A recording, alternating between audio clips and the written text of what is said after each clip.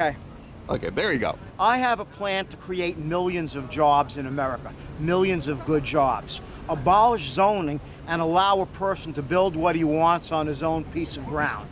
I think you would end homelessness, you would end ghettoization, and you'd have true equal opportunity in housing. And at the same time, you'd create a lot of good jobs in construction. And I have another plan too. I believe Made in USA should be 100% tax-free. No sales tax, no corporate tax, no double taxation of dividends. And this should be only allowed on property that is used and manufactured within the United States. Who would you support in this election? You would, first of all, you'd have less of a need of social services when you'd have a good job for everybody.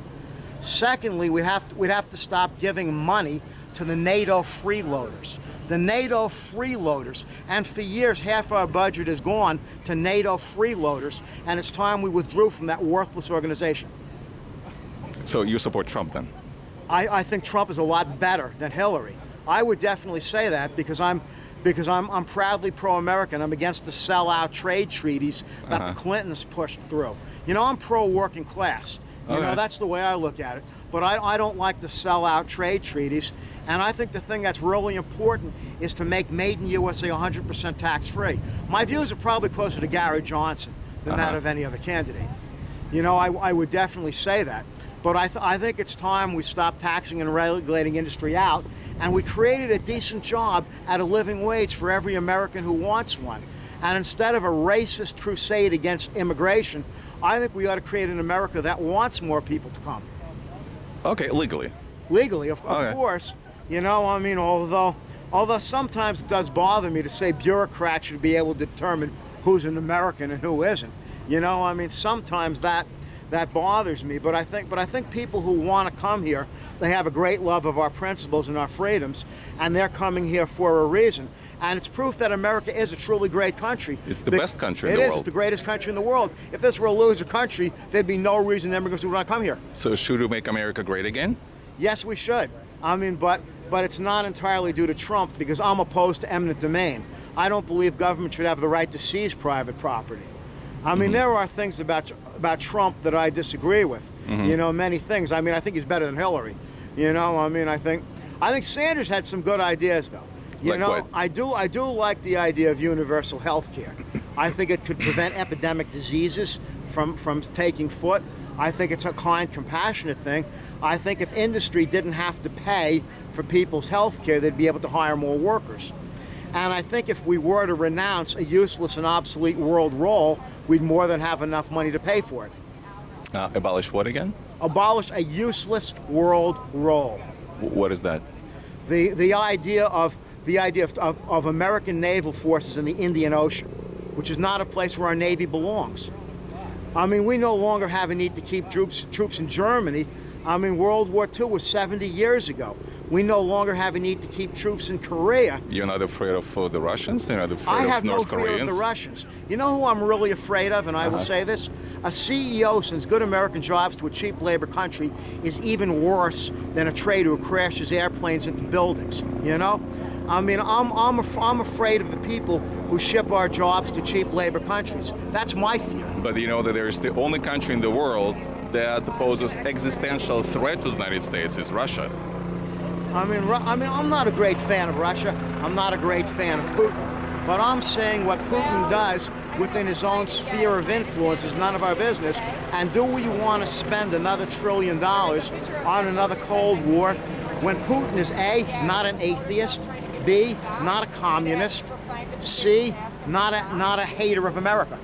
I mean, I'm not a fan of Putin. I wouldn't want to see him rule any more territory, but I don't believe Putin is the evil of Stalin and Khrushchev and Lenin.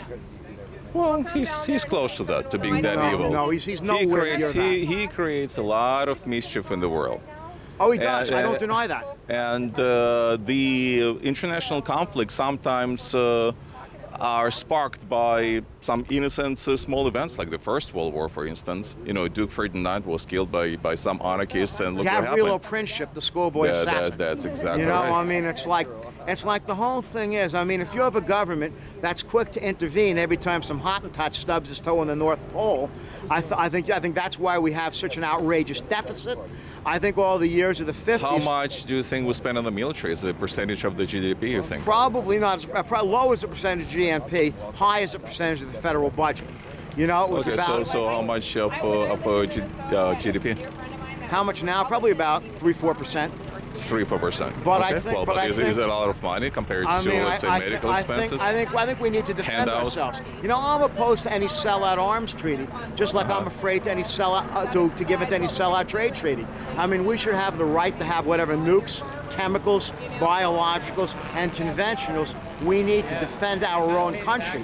I'm in favor of what I would say is armed neutrality, where we have a strong defense posture, but we don't jump every time something happens in the world that we don't like. You know, I mean, it's like we made a worse mess because Iran and Iraq hated each other. And when we went in there and basically gave Iraq to Iran, we did nothing to ensure our national security. What do you think about socialism? I don't like it. I think it would make man into slaves of the state.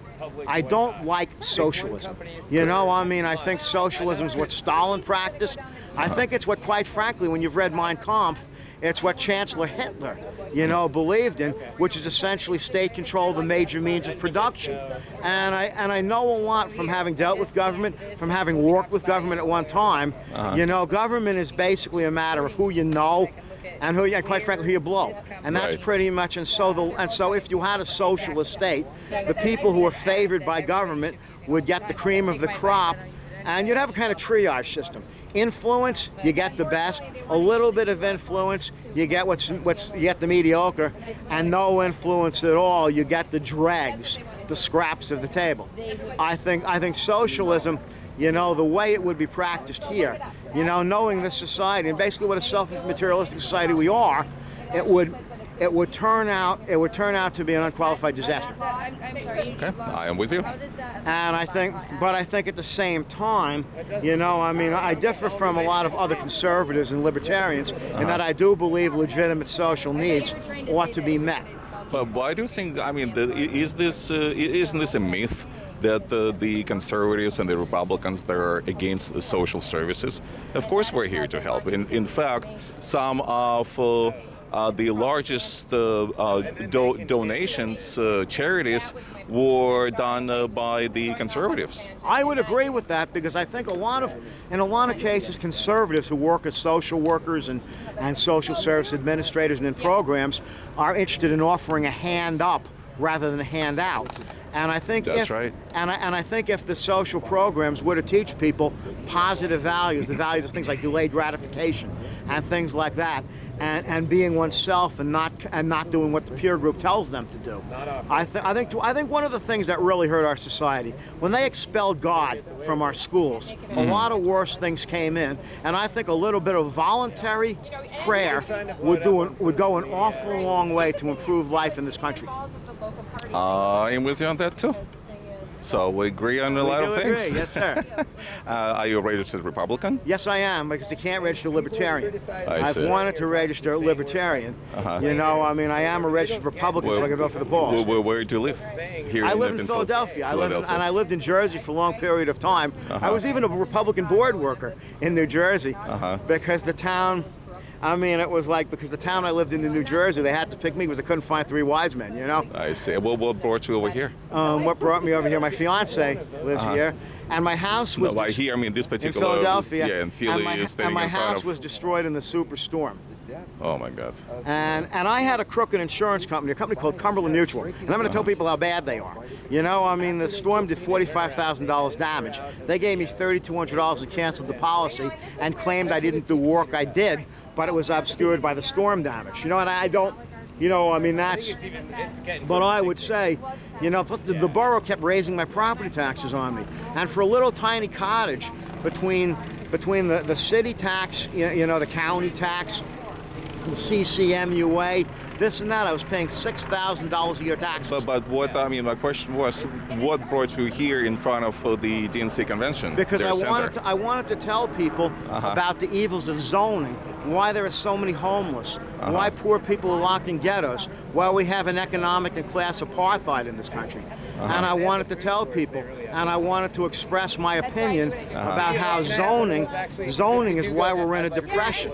That many of the social policies of liberalism, very sadly, cause the poor more harm. Things such as high sales taxes and high property taxes. Well, what do you do for a living? You're quite eloquent. I'm a salesman, and I also do comedy. I'm also a stand-up comic. Oh, I see. I mean, so I am. I can even give you my card. Sure. I'll give you mine. Okay, Roger Snair, comedian? Snair, yes. Okay. Okay. Thank you very much. I guess I'll give you my card. Okay, great. I'd love to have it. I'd love to have it. Sure. All right.